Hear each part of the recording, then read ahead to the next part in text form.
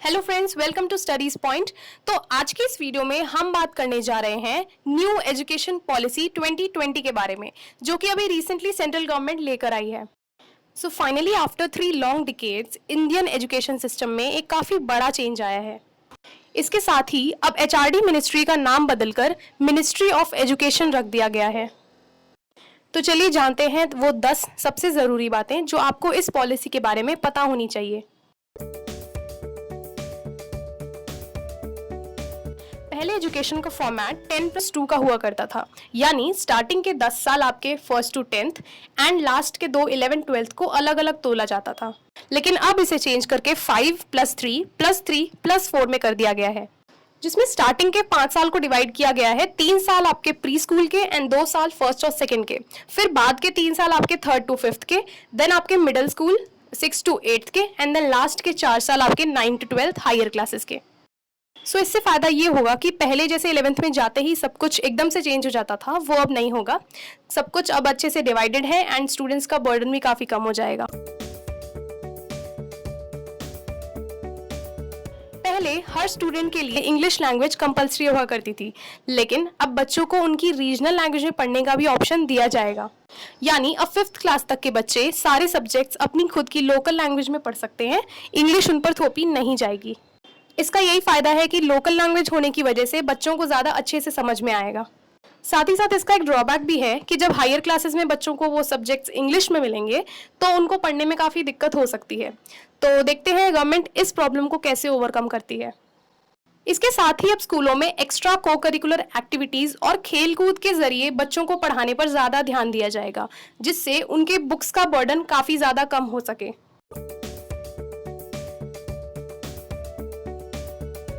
अब 6th class से ही बच्चों को वोकेशनल कोर्सेज के ऑप्शंस दिए जाएंगे, जिसमें कंप्यूटर कोडिंग सिखाई जाएगी, पेंटिंग, पॉटरी वगैरह ऐसी कई सारी स्किल्स भी शामिल होंगी।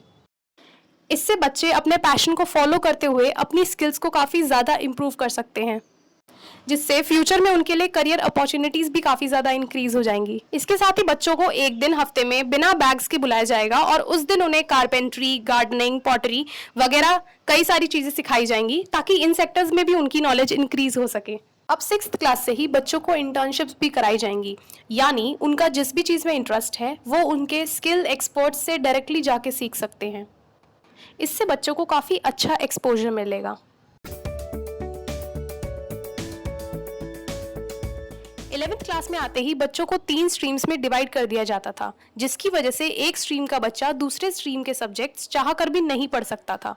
लेकिन अब इस न्यू पॉलिसी में ये स्ट्रीम सिस्टम खत्म होने जा रहा है, जिससे सब्जेक्ट्स की चॉइसेस बहुत ज़्यादा बढ़ जाएंगी। यानी अब एक फिजिक्स का बच्चा हिस्ट्री भी पढ़ सकता है और एक कॉमर्स का बच्चा केमिस्ट्री भी पढ़ सकता है। इससे बच्चों को अपने पसंदीदा सब्जेक्ट्स लेने में और ज़्यादा आसानी होगी। इसके साथ ही अब बोर्ड एग्जाम्स की इंपॉर्टेंस को भी कम कर दिया गया है, यानी अब एग्जाम्स सेमेस्टर वाइज होंगे, तो बच्चों को साल में 2 बार पेपर देना होगा और इन दोनों पेपर के मार्क्स जोड़कर ही आपका फाइनल रिजल्ट बनेगा। इससे फ़ायदा ये है कि जो बच्चे सिर्फ साल के एंड में पढ़कर पास हो जाते थे, उनको भी अब पूरे साल लगातार पढ़ाई करनी पड़ेगी। और तो और अब बच्चों की रट्टा मारने की आदत भी खत्म करी जाएगी, क्योंकि एग्जाम्स में सिर्फ किताबी नॉलेज नहीं, आपकी लॉजिकल और क्रिटिकल थिंकिंग भी देखी जाएगी। पहले अगर कोई स्टूडेंट अपनी कॉलेज की पढ़ाई बीच में ही छोड़ देता था तो उसे कोई डिग्री नहीं मिलती थी, या तो वो पूरा कोर्स कंप्लीट करे या तो बिल्कुल ना करे। लेकिन इस न्यू पॉलिसी में अगर कोई स्टूडेंट फर्स्ट या सेकेंड ईयर में ही कॉलेज छोड़ देता है तो वो बाद में वापस आकर उसी पॉइंट से दोबारा कंटिन्यू कर सकता है, उसे फिर से शुरुआत करने की ज़रूरत नहीं है।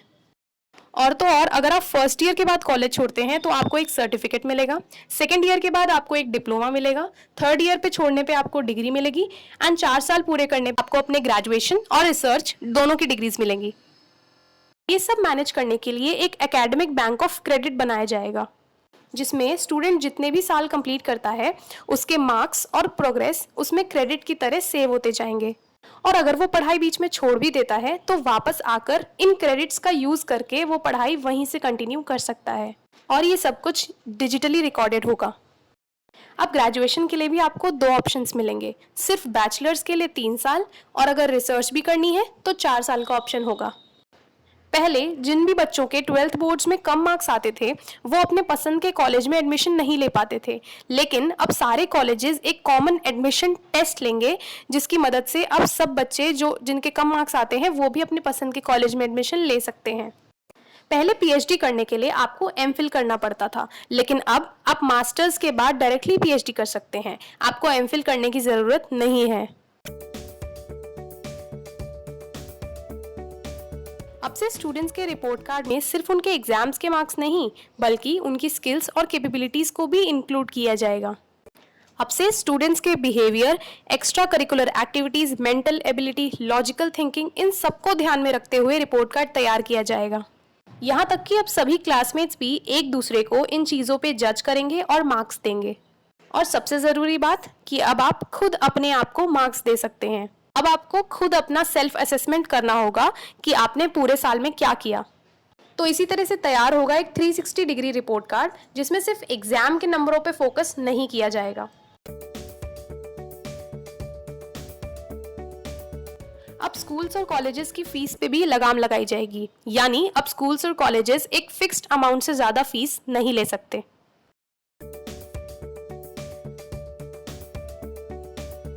जैसे बाकी कंट्रीज में कल्चरल एजुकेशन पे काफ़ी ज़्यादा जोर दिया जाता है, उसी तरह से इंडिया में भी अब बच्चों को उनके कल्चर के बारे में ज़्यादा से ज़्यादा नॉलेज दी जाएगी, जिससे वेस्टर्न कल्चर का इन्फ्लुएंस कम हो और वो अपने हेरिटेज को ना भूलें।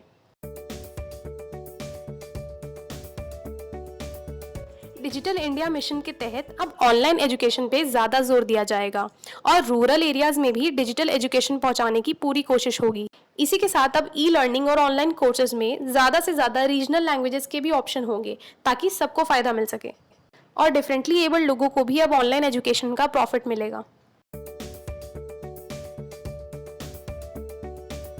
अब यूजीसी और एआईसीटीई भी खत्म होने जा रहा है और इनकी जगह एक सिंगल बॉडी होगी जो सब कुछ रेगुलेट करेगी।